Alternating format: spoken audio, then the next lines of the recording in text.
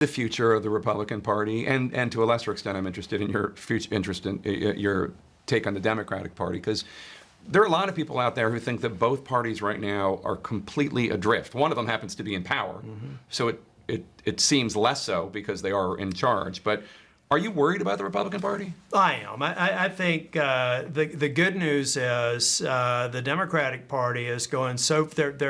I'm glad that they're yielding to their instincts because they're bad and they're going far left.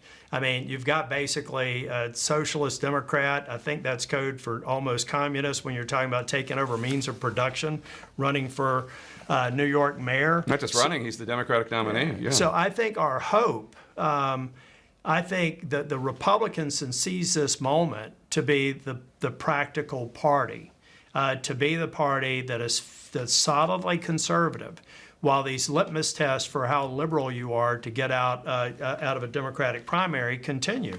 If the Republicans do that, we get what I'm worried about is a leader on the Democratic side saying this stuff is killing us.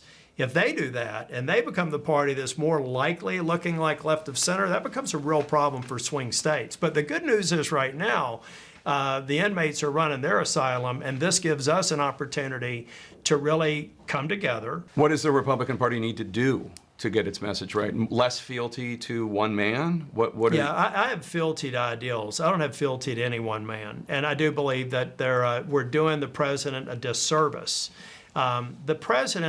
President Trump, nor any president, could possibly be expected to have a detailed understanding of all the things that they have to deal with.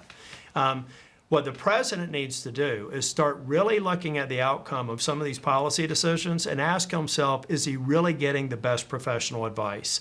That's what I've been trying to provide him for the last few years, and that's what I'm going to continue to provide him.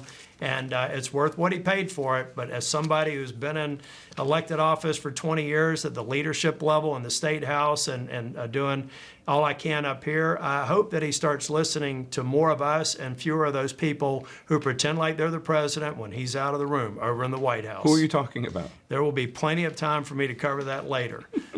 Not later in this interview. Right.